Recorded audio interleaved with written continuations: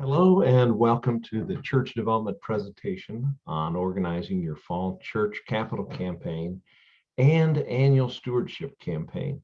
I'm so pleased that you have joined us today. Giving away this information is extraordinarily important. It's part of our mission and our ministry as an entity that exists to serve churches. Churches are extraordinarily important in the life of human beings. It's not just our connection to God, but it is that faith community that keeps us afloat during our inevitable vicissitudes of life. I just learned that word vicissitudes, so I got to practice it. Now, my co-worker is here, Sophie Legenza, which thank you very much, Sophie, for organizing the campaign and spreading out notice of the workshop. She is going to record your comments, suggestions, concerns, questions, and make sure that they get answered during the webinar. And I would welcome Sophie Legenda, if you would like to make a comment and introduce yourself right now. Would you like to just say hi? Hello, it's Sophie. I'm so glad to be here and with you all today on this webinar. Thank you, Sophie. And I hope you heard Sophie's Australian accent, which to me is the most charming sound. That and British accents are my favorite. So it's great to have her as a co-worker. There are a ton of us who work with church development spread out all over the country. And the stewardship information that I'm going to share with you is based on the research that we conducted and have collected over the past 30 years, helping more than 200 churches with their church capital campaigns and with their church annual stewardship efforts as well. We study what works, and more importantly, we study what does not work as well. So we have a failure analysis that I believe is of the most tremendous value, and we will cover what to not do very specifically coming up in our workshop. Now, if you have questions, please enter those in the chat section, and Sophie will regularly interrupt and ask questions and interject as we go. So you're getting a ton of information. We'll move very quickly. Do not hesitate to interrupt. Now, you can also share this webinar. We have many resources on our website, church-development.com. And we also have the stewardship system, which we give away. If I can provide more information to you, don't hesitate to call me or send me an email or a text. You've got my number. I will send you these slides when we are done. We have many other webinars as well that are available on the website at that noted there, church-development.com. We have a whole YouTube channel. It's a ton of information. Our agenda today is based on that question. What can we do right now that will result in generous giving to our fall church capital campaign and our fall stewardship campaign as well? So the same systems exist to stimulate generosity, which is based on the research that I told you about, that really does not look anything at all like fundraising. And the terms are not synonymous. The core belief around stewardship is a spiritual one. It's not a transactional relationship. And so the key question is, how do we facilitate people's awareness that we exist to be a conduit for God's blessings? That's a complex challenge. We draw from a lot of academic research. In particular, I'm very fond of the fellow who won the Nobel Prize for creating the field of behavioral economics. His name's Daniel Kahneman, and the book is called Thinking Fast and Slow. We borrow from the secular world, from academia, and of course from the 200 churches that we've helped through this process as well. Now, what we've discovered is that people need to be inspired, and we think the best way to do that is through lay speakers. Your pastor is very important in instruction, education, and inspiration, but we found, statistically speaking, that lay speakers have the biggest impact. To get everybody on the same page, item 2, we really want to engage everybody in a discussion about the vision. Now, this body of research comes from the fellow who wrote the book, The Road Less Traveled, Scott Peck. He also wrote a book on community building called The Different Drum. And in that, his thesis is there's nothing you can do that is more powerful for pulling a community together than to discuss Why are we here? Where are we headed? So the discussion of vision and the facilitation of open dialogue is just extremely important. Number three, on a very pragmatic perspective, if you need to raise funds for your capital needs and your annual operating needs, you need to take a pragmatic view of where will that money come from. We like to encourage a dialogue with your leadership donors so that they can be an active participant in the silent phase of your campaign and bring in the funds early so that we can announce we have momentum, we are an inevitable success. And we want to not just encourage their giving, but we want them to be spokespersons for the campaign as well. We're going to talk about a feasibility study, which is a very organized way to gather input from members. About 1 out of 15 feasibility studies that we have conducted, the answer comes back, no, don't do a campaign. There are a variety of reasons. And I really hate it when I have to be the person who delivers the bad news. But I've had cancer twice, and I'm really happy there is such a thing as X-rays and MRIs to diagnose my issues before surgery. They're kind of life-saving things. So those diagnoses count for a lot. We'll conclude with what's a campaign plan look like, because when you're doing a church capital campaign and a church annual stewardship effort, planning ahead and planting the seeds now really do yield a bountiful harvest later. So it's a lot like farming. So I'm glad you're here. Don't hesitate to interrupt with your questions. I would like to know from you, what would you like me to particularly focus on in this webinar? My wife reminds me I can go 0 to boring in 2.7 seconds. So I've got to kind of rein it in and try to focus on meeting your needs. Type those comments and focus suggestions right in the chat section. You'll see that bar at the top of your screen. Tell me about your greatest concerns, and I'll address one right now. I just got a note from Sophie that says, will our annual stewardship giving decrease when we do a capital campaign? The answer is no. Statistically, that is a very rare experience. In the rare experience when that does happen, that only happens to churches who do not do an annual stewardship effort ever. Now, about 50% of all churches don't do an annual stewardship effort. So in the rare circumstance when annual giving goes down, we know who is at risk, and we really want to ramp up, and we want to do an annual stewardship effort combined with the capital campaign, because our statistics say when you do that, annual giving goes up significantly. So you not only have a large amount of funds committed for the capital effort, but you also have a significant increase in your annual giving number of participants and amount that is raised. And if you'd like more information on that, the book is Giving Matters. And I can't remember the author's name, but I've got it on my bookshelf. If you send me a note, I will dig it up and I'll send you the author's name as well. But statistically, they have broken down by denomination. If you're a church that doesn't have an annual stewardship campaign, the first one you do has a predictable increase, whether you're Lutheran or Presbyterian or Methodist or Catholic or Episcopalian, they've got them lined out, and the increases are dramatic. So is it worth it? Absolutely. Now, to put this in context, in the secular world, an annual campaign costs about 30% of the amount that is raised.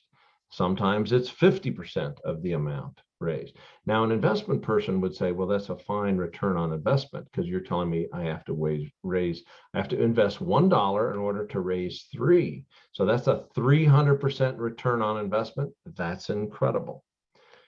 In the church world, we get better returns on investment than that. The International Catholic Stewardship Council suggests that all churches invest 2% of their budget in their stewardship activities. So an investment person would say, my goodness, that is a 50 to 1 return on investment. That's incredible. That's spectacular. Well, it is spectacular. And my life challenge is I can't get anyone to invest a penny in stewardship ever. And people feel like they're being good stewards by not spending a penny, but that would be like a farmer saying, I don't want to spend money on seeds. That may not be a prudent decision. So we want to invest properly to get the maximum return on investment for your church. Now, so how soon is your campaign? Put a little note in the chat box and I'll see your answers, and Sophie will remind me. Our mission is to increase generosity without fundraising, and we've raised 200 million in capital campaigns and over 800 million in annual stewardship. So we're around $1 billion, and we keep track of our successes and our failures. And we're quite different because we proceed based on scripture and research as well. The ask is based on prayer and on pressure. And you'll experience an increase in weekly giving for at least the 3 years after we are engaged with you. We have more than 100 references who will testify to that fact. And it can be tremendously fun work. It doesn't have to be painful if you're oriented towards prayer and facilitation. That's a very big difference. We also like to plant the seeds for planned giving as well. So within a year after the Capital Campaign Commitment Sunday, we want to start a planned giving effort and raise the same amount of commitments in our planned giving effort as we do in our capital campaigns as well. My favorite scripture related to my work comes from 1 Peter 4:10. Like good stewards of the manifold grace of God, serve one another with whatever gift each of you has received. I like that. It's inspiring to me, and it has been embraced by secular research as well. I would point to the book Flourish, and the author's name is Seligman, who talks about, and this is based on, remember in college, Maslow's hierarchy of needs and self-actualization. The researchers that followed, there are several, but Seligman really, he takes a different look at mental health rather than looking at illness. Let's look at flourishing in those ideal states of self-actualization. Generosity and flow seem to be real critical components.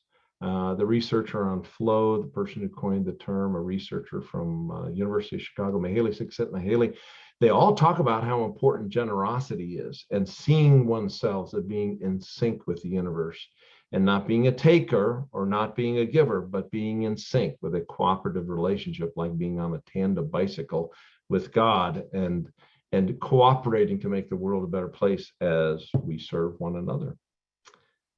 So this is me. I've got a ton of experience, been doing this my whole adult life.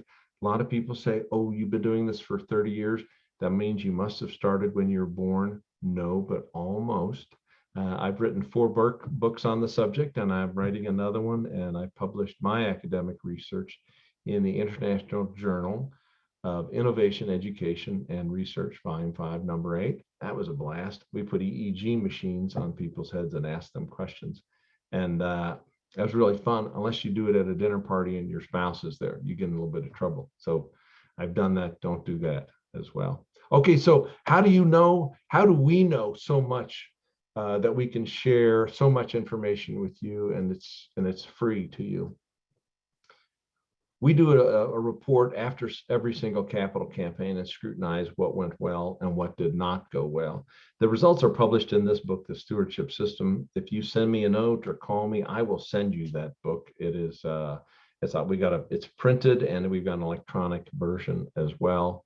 And we give away the Stewardship System online resources. If you want to subscribe to that, it comes out every month, and it equips you with brochures, newsletters, cut and paste items for your annual stewardship campaign, agendas, calendars for your stewardship committee. So all this is based on not just our research, but also that from academics, plus that bottom line, number 5, we're members of the International Catholic Stewardship Council, National Association of Church Business Administrators, etc. Lots of professional resources come flowing our way. So here's the agenda. Let's leap into action. Okay, I see Sophie just sent me another note. So thank you, Sophie. Keep them coming. What's it going to cost to do a church capital campaign? Great question. Everybody asks that. And they also ask, how much can we raise? In general, I'll give you a quote from the secular fundraising world. The return on investment for capital campaigns, the statistical norm is to raise $10 for every $1 that is spent. So how much is it going to cost? Well, if you raise $1 million, there's a pretty good chance that you're going to spend $100,000. Now, of course, you don't have to do that. You've got staff and volunteers who can do the bulk of the work. We help churches in either circumstance, whether you hire us to do the work or whether you do the work. If you want us to, I can give you a bid. If you want us to come give you a sales pitch, it doesn't cost anything, and we give you a customized notebook that says, here's what we do. You don't have to hire us. You can take this plan and do it yourself. Usually, if someone has done a capital campaign on their own, they're quick to hire somebody else to do the next one because it does take a ton of work. You might spend 1,000 hours doing that. So if you have a staff person do it, just be aware it's going to take a lot of time over the course of 6 months. So don't expect them to get their regular job done as well. So it is time consuming. It does require a professional level of detail follow through. Okay, the next question I got is, please answer the question, how much can we raise? That's a great question too. Everybody asks those two questions. How much we can raise usually. So in our 30-year history with hundreds of churches, we usually raise 2.5 times annual giving. That is our average. That being said, we just completed a campaign where we raised 7 times, 700% of a church's annual giving. And we just completed a campaign in which we raised 400% of a church's annual giving. The most exciting thing to raise money for is a new facility. Second most exciting is a renovation. And the least exciting is a debt campaign. And we do a lot of debt campaigns. And maybe we're split 50-50 with exciting stuff and boring stuff. And you're going to raise less in a debt campaign. It's just not very exciting. Recently, we completed the 4th campaign in a row for a church that had a massive building effort 14 years ago. And they just have done capital campaign after capital campaign. And before us, they hired another firm that just strictly wanted to do door-to-door. Here's your pledge card. I'll wait while you sign it. And we took a very different approach because it was a debt campaign. We really had to engage people and get them excited. So we had a lot of activities, a lot of fun, a lot of social interaction, a lot of meals. It was interesting and exciting, culminating with a lot of prayer. And the previous campaign raised $2 million. And using our method, we raised $3.5 million. So this is an objective apples to apples. What's the impact of doing a faith-based, highly engaged, socially interactive capital campaign? And we now can measure the impact. It's a greater than 50% increase in giving when you follow the system that I'm about to give you. And so we can raise 3 to 7 times annual giving. You're probably going to increase your regular giving by 10%, and you'll have many commitments through your planned gifts. I just finished a feasibility study for a church in North Kansas City, where out of left field, we had 30 people say, well, yes, now that you've asked, I would remember the church in my estate plans. So by golly, we are going to follow up. Absolutely. Now we have a lot of case studies to cover just about any question that you might ask. And so I welcome any of those. Now, if you don't do this, we also, I told you we do a failure analysis as well. If you don't follow this system and you do it yourself and you just zip ahead and ask, and we keep track, we get people's names and phone numbers to follow what their outcomes are. And we've discovered that an average do-it-yourself campaign raises about 50% of annual giving in 3-year pledges. 50%. So that's not so good. Now you compare that to our average of 250%, you see there's about a multiple of 5 in between those. And if it's a brand, if it's to build something new, we might raise 6 or 7 times annual giving. So the difference could be dramatic.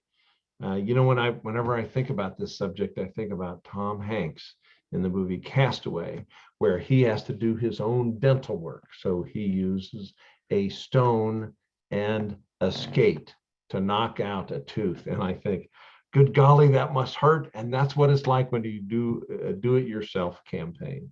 So it's painful and it still might not work. So anyway, we're here to help you. I'll give you all the free information possible so that you can be a success. Mainly, I want you to avoid disaster. The old standard fundraising methods don't apply here. These 1A and 1B are standards, and we get huge amount of complaints when somebody hires us They say, well, we're not hiring the last firm because literally they had our volunteers go into the home and present a pledge card and say, we'll wait here while you sign it. Now, if you need to go in the kitchen and talk about the amount, that take all the time you want, we'll wait here. The pressure is extraordinary. People end up hating the church, quitting the church, and leaving the church. I think, that's just a disaster. It should be based in prayer and not pressure. Now, the other mistake that we see happen all the time, and the opposite of this comes from Charles Zeck, who wrote the book, Why Catholics Don't Give, and a corresponding volume, Best Practices in Stewardship. And he's a researcher out of Villanova. He suggests the best ask is a percentage ask. And the percentage that you ask for should be based on the percent of income that your constituents are currently giving. The average Catholic gives 1.2%, Methodist 2.4%, Methodist 2.2%, Baptist 2.4%. So we want to calibrate the ask to your current level of giving. The percentage ask is better than taking me and my annual giving. Let's say I give $10,000 a year to my church. The standard formula is to multiply that times 5 and divide it over 3 years. Generally, about 20% of the people are quite offended and they send a note and they resist, and it's anger. So I don't want anger. I want joy, and I want congruence and an orientation toward stewardship. So the mistakes I see all the time that result in the least amount of money are listed there under number 2, is that there's no cultivation, just asking. So if there's no cultivating or informing, people are blindsided. And the best way to do that is to get them engaged socially, involve them in a decision, and connect with them as a volunteer. To get your people ready, please have an annual campaign, and please have an annual campaign on every single year. It's great training. It's discernment training. It's a skill we can apply to the rest of our lives. Another way to raise the least amount is to just do it yourself. There are some great practices, and I'll share those with you for free. And the last thing I want you to avoid is don't think about it as fundraising. Think about it as stewardship. I really think 1 Peter 4:10 is really accurate. God has blessed us with everything that we have, and it's up to us to be a conduit for those blessings. And the case studies in the academic world from the books Flow and Flourishing, they talk about how people do flourish when they see themselves as a conduit for God's blessings. So how do we inspire people to facilitate generosity? For sure, you will use your bulletin and social media, because that's what we all do. I would recommend that you do stewardship education on a weekly basis. Cut and paste something, 3 paragraphs to put in your Sunday bulletin every week. And have a discernment or prayer education column on a regular basis. Scripture, of course, is our go-to toolbox. Please ask your pastor to do 4 stewardship sermons, which are really discernment sermons to discern God's will in their life. But the best one is to use lay speakers. And these are universally not polished. They're rough and scratchy, but they're tremendously authentic, and there's a lot of times it generates tears. Now, do this experiment in your own church, okay? Set up your first volunteer speaker, make it live, make it at the end of worship. The week before the volunteer speaks, get a stopwatch out in the foyer and see how long it takes people to clear out. Then, on the week of the stewardship remarks by your lay speaker, same thing. The amount of time it takes people to clear out approximately doubles, and do it again the week after. So we know that good storytelling has this religious, a predictable effect of gathering people together. It is a cohesive part. It's the glue that holds the fabric of the church together. So story is extremely important.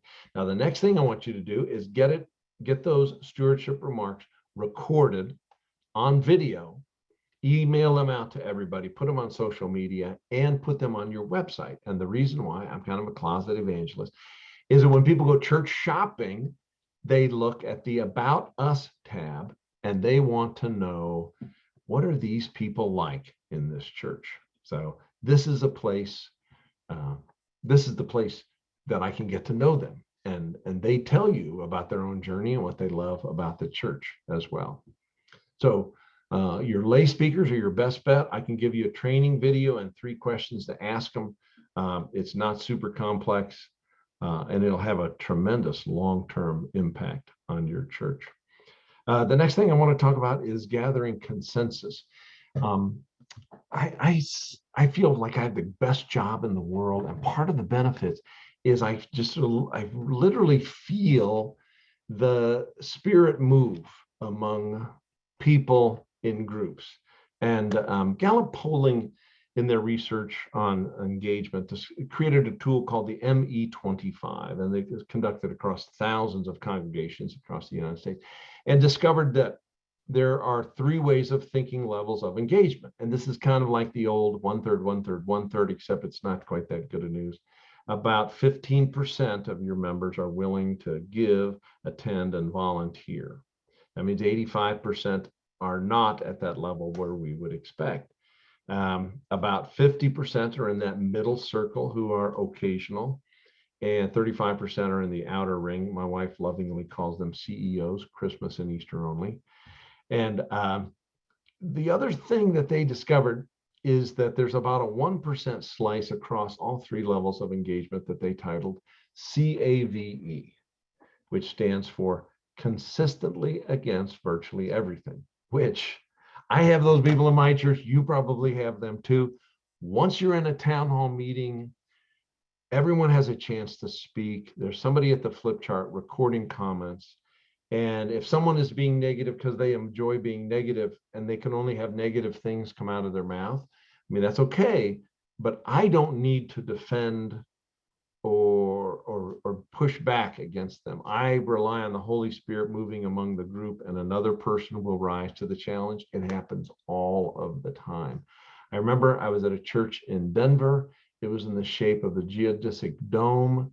It was quite old. Weeds were growing up through the cracks in the foundation in the hall we were meeting in. And I had a young woman ask for the microphone, and she was holding a baby, and she explained to me that she loved the church, she loved the stained glass windows, and we should not move. And I said, I honor your thoughts. I got it down on the chart, but she was one of the 1%ers then, and she just disagreed with every thought about moving or growing or reaching out or inviting people in or more ministry. I said, one is certainly entitled to one's opinion. I have yours down. Thank you. And then an elderly woman called for the microphone, and she was on oxygen and she was in a wheelchair. And I thought to myself, well, my goodness, if I thought the last customer was tough, I cannot refute anything this woman is going to say. And she asked for the microphone, and she said, Margaret, I've known you since you were a baby. Get over it. I was just so overjoyed. It was one of those Holy Spirit moving and calling for common sense, which I was just delighted to see. So a town hall meeting is like popcorn. It's chaotic. It's all over the place, but they are delightful. And they result in some clarity about the future vision of the church. You could even do it by Zoom.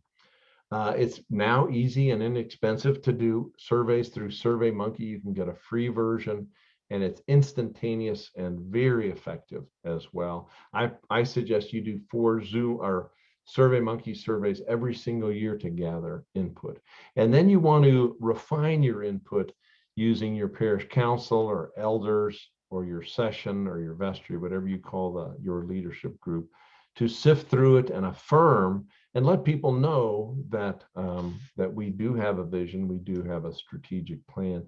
There's a mythological story that comes out of the Harvard Business School that asked their graduates many decades ago, do you have a strategic plan for your business or your business unit? 2% said, yes, I have one written down. 3% said, yes, I have one, but it's in my head. And the other 95% did not. And according to this mythological study, they looked them up 20 years later and asked, what has your organization and your own personal wealth, what has happened with you personally? And they discovered that the 2% that had a written plan had accumulated greater wealth than the other 98% combined. Now, I say mythological because that's kicked around a whole lot, and I've dug for it, and I haven't found it. But that tells you the lore, the belief system around vision and strategic plans. It's extremely important to have that consensus. From the best-selling management book of all time, the greatest in my opinion, Good to Great, by Jim Collins and a raft of researchers at Stanford. They examined 11 high-performing publicly traded companies out of 1,400. And well, they found the 11 that did the best, and they asked them, why have you done so well? And this is one of the reasons.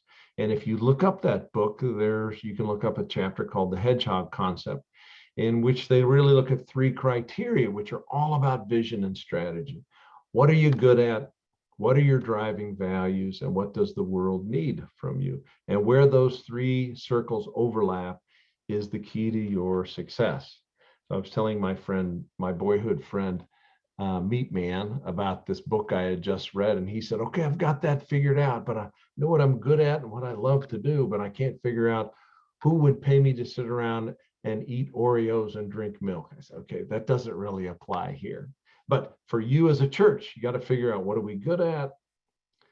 What are our values, and what does the world need? And that gives you a hint. Okay, now let me go back to Sophie. Sophie, would you like to give voice to the concern that just popped up, or would you like me to read it?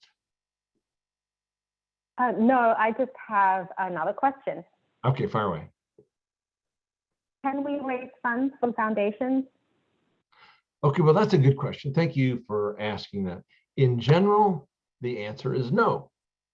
Okay, if you're raising money to build something just for your church and that will benefit just your church members, no.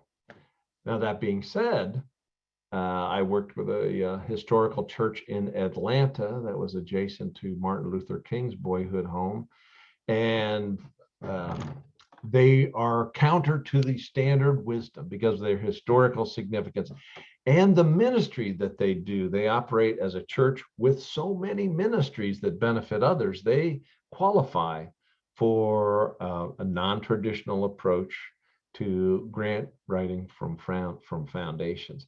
A second project I'm working on right this minute in North Kansas City, which is similar to one I worked on in South Kansas City, where they're really creating a community center that's on the grounds of the church, but by far it will benefit members of the community far more than it will benefit the members of that church.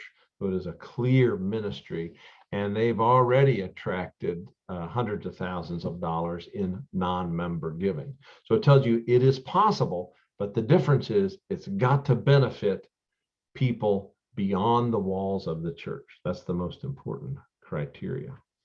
Okay, so let's move on from vision and consensus. The identification of major donors is a fundraising tactic. We want to be a lot more gentle than the standard fundraising approach. I want you to identify these folks and just make sure that you're inviting them to get engaged. We worked in a Lutheran church with a brilliant, dynamic young pastor, and we did the capital campaign and raised $3 million. $1 million of it came from one donor, and the pastor did not know that donor, didn't know their name, didn't recognize them. We don't want that to happen. God has blessed us each differently, and if God, just think of yourself, if God dropped $100 million in your lap, wouldn't you want to share that blessing with your church? Of course you would. And wouldn't you want to be well informed? Of course you would. Wouldn't you want to be engaged and involved and know the decision makers? Absolutely you would. So that's what I want you to do. So I want you to do this donor analysis. It is not a requirement. Not all churches do this. We recommend it. It costs very little or nothing. You can just look back at your historical donors. We had a really neat circumstance at a church that was located by a perennial basketball powerhouse, always, top 10 basketball. And we were looking through the annual report of that university, and we found the name of one of our donors who was a regular donor, $100,000 per year, but they only gave $100 per year to the church. So rather than lament, we just ponied up. We said, well, let's invite them over for dinner. Let's get them involved. Let's ask them to serve on a committee. And it worked immediately. Once they got that social connecting to occur and became insiders, then the generosity was unleashed. So this is a normal gift range chart for $1 million campaign. You have one at the top that'll give you 10% or 100,000, 10 at the second level to give you 4% each or 40,000 each.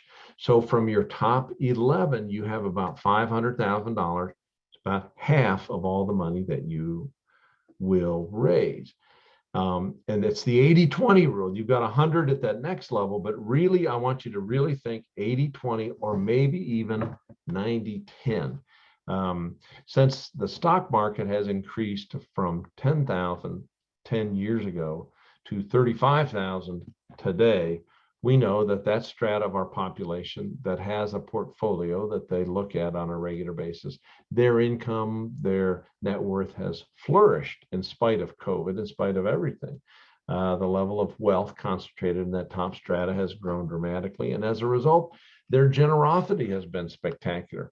COVID was miserable in many ways, but we never had a better year for leadership gifts. So I want you to do this activity of identifying your potential leadership donors, and I want you to involve them, engage them, invite them, exert no pressure. Just ask them to serve as a volunteer, ask their opinion, get them on film giving a testimony. No pressure is required. The only thing you really want to ask them is, would you please pray your way through a decision? Everybody says yes to that. And the result inevitably is generosity. This works. So I want you to do that. Okay. Any burning questions? Okay. I just got one from Sophie. This must have been from a psychic person. Does the 80-20 rule? Oh, apply? Okay. Go ahead, Sophie. Have you got another one, or you want me to answer the 80-20? I'm sorry, I've got it. Okay, so here's another question. We absolutely need to do this project. Why should we do a feasibility study? Oh, that's a great question. And that's a perfect dovetail into the 80-20 question as well. A feasibility study, number one, involves everybody in the decision-making process. And boy, do I feel like that's just so important. Recently, I conducted a feasibility study for a church that had one person that was very articulate and very well involved in the parish and was just dead set against the new facility and was so articulate and very impressive, very caring and very altruistic. But their comments just didn't fit with anybody in the rest of the parish. It was just like an isolated island and everybody else. So statistically, it gives you context and perspective for making a decision about moving forward. That's the most important thing. It really helps you identify, like an x-ray, any problems before surgery. Now, another big benefit is it really helps you get to know how much money you can raise and who will be volunteers to help you manage the campaign. So we want to open the door, and we see it as a real leadership development opportunity.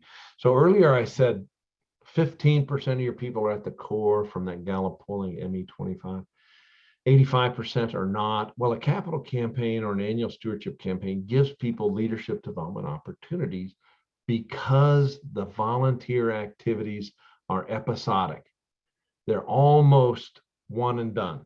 So I don't have to be on a finance committee for the next 10 years. I can be on a capital campaign or annual stewardship committee, and really we're only going to be busy for 3 or 4 or 6 months. It's not a lifetime commitment. Now, my experience is once they're involved like that, giving goes up, and they do indeed get involved in other things as well. Okay, to go back to the other one, the 80-20 question, does that always apply? The answer is yeah.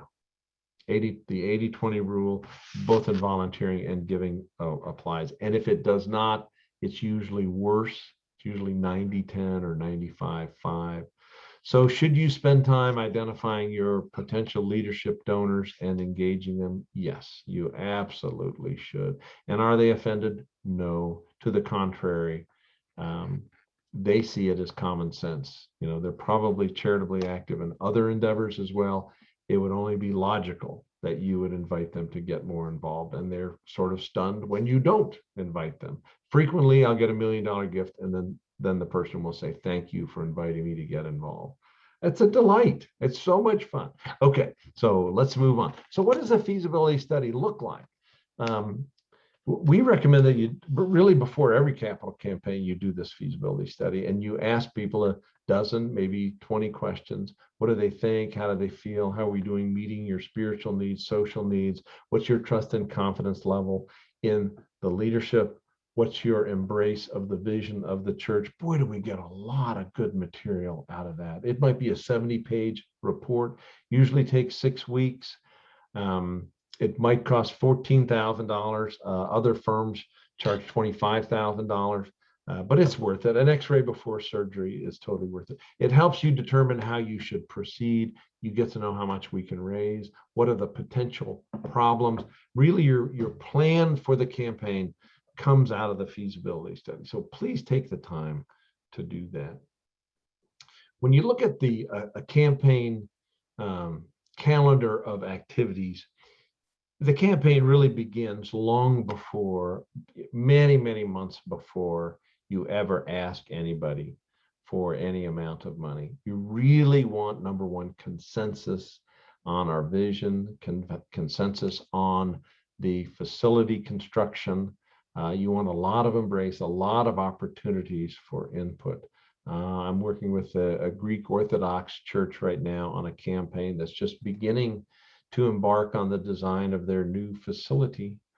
And it's the most wonderful story because through the design activity, everybody's going to know every detail about the facility. It's just so exciting. I have a real affinity for Orthodox churches. I lived in Africa right after college. I got a job at the American Embassy in Kinshasa, Zaire. And then I quit after 3 months and started a business importing sewing machine needles because there was a shortage of sewing machine needles in Central Africa. And I got mugged in Lusaka, Zambia. And I don't know how to be in a fist fight. I would never make it as an action hero. So I was pretty well bloodied and beat up. But I had met the Orthodox Bishop of East Africa, and I called him and I said, "May I come convalesce in your monastery?" And he said, "Why, certainly, Dennis." And just in retrospect, he was probably thinking, "Oh, maybe this is a potential monk. Who knows? Maybe a potential recruit." And so I went, but I will tell you, it was brutal. Life in a monastery, in that monastery, was tough. We'd have liturgy in the morning for 2 hours, standing up, sermon at lunch, liturgy in the afternoon for 2 hours, standing up, and then confession in the evening. I mean, it was exhausting. After 2 weeks, the bishop says, "Well, Dennis," stroking his long beard, he says, "I think your calling is out in the world." And I thought, oh my goodness, I'm being kicked out of a monastery. And I thought I didn't say it, but I thought to myself, well, I've been kicked out of nicer places than this. Of course, I didn't say that. But it was really a great experience to have a glimpse into that monastic lifestyle. And it really kind of ignited a part of my prayer life, which still to this day I do every day. I have a silent prayer activity by myself for 40 minutes every day, and I live, my life kind of rotates around that. So I have a great appreciation for the Orthodox spirituality, and that's evident in this campaign in Omaha. It's mind-boggling. They've been working on this for years, and they bought a piece of property a little bit bigger than they needed. And as they developed their plans, they discovered, well, we could sell off this part and sell off that part. And lo and behold, the price of land has increased. So basically the land sales are not only going to pay for their land, it's going to pay for the better part of their building as well. That's just the hand of God's coolest thing ever. It's a joy to be involved with them. Okay, so number one, consensus on the plan, engagement in the planning process, because that's how people come to own it. Number two, you really got to understand your leadership donor potentials. And beyond that, I would even say, taking a clue from that book, Malcolm Gladwell, and in his book, The Tipping Point, I learned a new word from him. It's mavens. It means opinion leaders. So if you wanted to do something at my church and you wanted to gather together the opinion leaders, you would probably invite my wife, Jenny. She's involved in everything at our church and has been for decades and knows everybody. And like last night, she was at classes for welcoming new members, which she does like every year, every other year. Frequently, she invites me to participate in it. You want to involve mavens as well, your opinion leaders, to involve them in creating your plan, and you want to involve them as you engage those top 10 donors and top 100 donors, because those donors are going to know your mavens, your opinion leaders, and the mavens are going to make them feel well connected. Do a feasibility study, do some kind of survey so that you can create a tailored campaign plan. So the plan that would work for a Baptist church in Dallas is very different from one that would work for a Lutheran church in Minnesota. Culturally, they're very different. So you want to be very sensitive to the unique personality of your congregation. So the campaign plan is just extraordinarily important. Number 4, I want you to start right now planning ahead, offering episodic volunteer opportunities. I want you to target the outer 85%. Maybe you give it a snappy title like One and Done. What we discovered is Fidelity Fund actually did this first study in 2009 on charitable giving of high net worth individuals, and discovered that those people who were active in a charitable organization gave 11 times more than those who were not active as a volunteer. 11 times, 1,100% more. The difference is incredible. So if that's all you got out of today's webinar, take that and run with it, okay? Create episodic volunteer opportunities targeted towards your outer 85%. Make them one and done, make them fun. It'd be cheaper to hire a staff person to just do the stuff. It's much more fruitful if you facilitate their involvement, even if it's a 20-minute job. It's a conversion experience. The person has the experience of, oh, it's us. It's not me versus them. It is us. That's extremely important. Number 5, the prayer and stewardship education activities is just so very important. So we want to contextualize giving as part of the discernment process. So discipleship is first, stewardship is second. Once you make this choice about your life, then you got to live it out. And stewardship is where the rubber meets the road. What do I volunteer for with my time, which is a gift? How do I use my skills, which was a gift to me? And then how to use my resources, which were a gift to me as well. So the engagement and the stewardship discernment process is just absolutely critical, and you can do it, and do it starting today. I learned another new word from Malcolm Gladwell, heuristics. Please remember that it means rules of thumb, and I think rules of thumb have a historically bad connotation. So let's just go with heuristic. Okay, what are the patterns of success? Number 1, never surprise anyone. So when we involve somebody in a survey or a town hall meeting, boy, do they get it. There's just no erasing that. It's real easy to ignore it, except when you're having a town hall meeting right after church and everybody knows about it, and there's a flip chart being set up in the sanctuary. All of a sudden you're like, oh, something is going on. So do everything you can to avoid surprise. So engage and inform. Number 2 comes from the book Persuasion. The researcher's name is Cialdini. And if you want to persuade someone, he has a 6-point system. The acronym is RUSLAV, and it stands for reciprocity, urgency, the likability of the person doing the asking. The S stands for social proof. So it's RUSLAV, like that's why I flipped those in order, and then A for authority and V for values. So we want to provide social proof. So when you do a brochure for your campaign, when you involve anybody, when you're asking for input, always have active volunteers be the presenters and the leaders. So it's not just the pastor, it is human beings from the pew being there and making the ask, inviting them, facilitating, involving them. Before I go to number 3, Sophie, yes, forgive me for not stopping to take a breath, but please fire away. No problem, Dennis. I have 2 questions here. The first one is, when we do the visioning activity, do we need to have a professional facilitator? I would sure. And then the second. Go ahead. I'm sorry. Go ahead. You answer that one, and then I'll ask you the next one. Okay, great.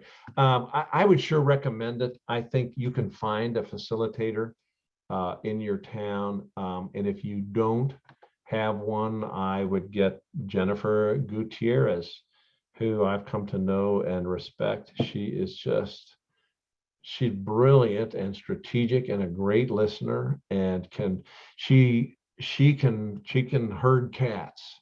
She's very adept at listening, recording, and keeping a large group focused. I have an architect firm that RDG architecture firm is also very good at that. And I think they've learned to do that just by being facilitators of the design process. So anyway, short answer is I would totally spend the money, whatever it took. Absolutely. Thank you, Sophie. Great question. Okay, what's the next one? Well, I think you just answered it. The second one was, who do you recommend for an architect? Well, I'm sure there are great church-oriented architects in your town. I had a disaster not that long ago working at a church that actually had to tear down the rectory, and the rectory was only about 7 years old. They hired a non-church architect 7 years ago to create that master plan. And everybody in the church world is always thinking and hoping and praying for growth and thinking, well, what's our next phase? And what if we have to add? And like, I'm working with a church right now in Kearney, Nebraska. That's so fun. It's so exciting. They're building out because they're bursting at the seams. They're going to build forward out the front of the church for a foyer and out the back of the church for formation space, just because it's so exciting. And I feel very fortunate that they hired a church-oriented architect in the first place to do the master plan, to make sure all the pieces were lined up where expansion was easy and logical. And it's not logical unless you've kind of been in the church world for a while. I kind of like that rule about expertise. It does require 10,000 hours of practice to become an expert, no matter what your discipline is. And that's 5 years full time. And if you've been doing church planning for 5 years full time, you're probably going to have that on your mind to facilitate expansion. And that's a segue into number 3, professional versus partial or amateur. A professional who's been around the church world is really going to see lots of nuances, both in design and planning, as well as in the raising of funds. Not long ago, I was working at a Presbyterian church that had the name of a tree as part of its title, and I can't remember it, but I was in a part of a prayer team. I was there early. The other person that was there early, we were just shooting the breeze. How's life? What's going on? What's new? And she said, well, I've got 8 rental houses, and one of them I just can't rent out. It needs a roof. It needs paint. There's a broken window. I'm sick of it. And I don't know when I'm going to find the time. And so I, being a servant of the church, which is, it's my job, I said, well, would you consider giving that rental house to the church as your pledge? And she said, that's a great idea. I said, it's such a good idea. It's conceivable that we could get you a tax deduction that you could spread across this tax year and the next 5 tax years. No capital gains tax, huge reduction in the taxes you'll be paying, and a massive blessing to the church. And no more headaches. No more headaches. It's gone. She said, that's a great idea. Only took us 2 weeks to get the paperwork going. So this is the kind of thing that happens when you hire a professional, because they're constantly thinking. They're in the church world. They know how people think about their church and their giving. And so it's kind of easy to see how one could raise more money if you're accustomed to that endeavor. I know we're about to wrap up, and I would welcome more questions, but I want to kind of go back to the number 1 secret to stimulate giving, and that is the episodic volunteer activities. So you recognize these percentages because I always covered these. And a lot of people don't know that the average Catholic gives 1.2 and Protestant gives a little more than 2%. Only 5% of the population actually does tithe. So literally all of us have got a lot of room to grow. And the way to do that is not really to ask for more money. The way to do it is to facilitate their involvement as a volunteer. And the best way to do that is the episodic volunteer activity. That seems to be the key. Now let's shift gears. So the title of this webinar is both Church Capital Campaign and Church Annual Stewardship Campaign this fall. Okay, so I get this question a lot. Should we have the Commitment Sunday on the same day? Yes, please do.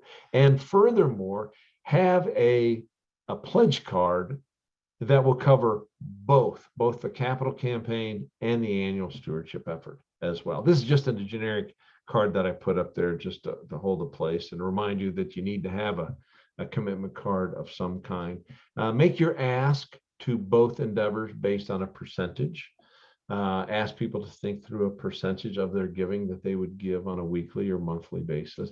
Ask people to think of a percentage that they would give to the capital campaign. We really like 3% seems to be a sweet spot for most churches. So the ask literally goes like this: please prayerfully considering giving a gift of 3% of your income each year for the next 3 years, or a one-time gift of 3% of your assets. That's a good context for a person to think through. They can do the math, they can write down there. You could do the capital campaign on one side, annual stewardship campaign on the other. I prefer just an 8.5 by 11 piece of paper that's got capital on the top, annual on the bottom. And it's so amazing that we get big gifts. Like this happened to us recently at St. Margaret's, a Catholic church, where we raised, I believe it was 3.5 times annual giving, and we had an increase in stewardship participation by about 20%, which is just like a miracle. You think, gosh, if people just gave this amount, they would give less in their annual giving, but that is not the case. So in a church capital campaign, if you add in the annual church stewardship campaign, both of them go up. And I attribute that to momentum and communication. So we have a lot of activity going on because of the capital campaign and lots of communication going on. So it is work, but it is so totally worth it. It's just so much fun to see people's lives change as a result of your stewardship and your church capital campaign activity. Needless to say, I get very excited about it. My wife told me to reel it in. Not everybody shares your level of excitement. So we got 2 minutes left before we go. I would like to volunteer for you. I can talk through all of these activities at your church. Give me a call or send me an email. Sophie, do we have any other last burning questions before we conclude? Hi, Dennis. Yes, we do. The first one is, we've got 2. How much will a bank loan us for our project? Okay. And I have a person. And I really like this woman's name is Charity Kuhn, and Emanate Consulting. She is a consultant that helps people on a church finance committee address that exact question. And then she helps churches by advocating on their behalf to banks. So if I'm about to go to Commerce Bank, my longtime neighborhood bank, and ask them for a church loan, it would really behoove me and my church to engage somebody like Charity Kuhn to help me think through what's all the data that a church needs, what giving patterns, how much do we want, how much are we willing to spend. And then she, as her course of business, she will help you get 3 different bids. And you think a loan is a loan. Well, not really. There are so many variables. And she's an expert with many decades of experience. So she becomes your advocate. So the answer will lie in her purview. I can tell you one industry norm is that the average church project is 4 times annual giving.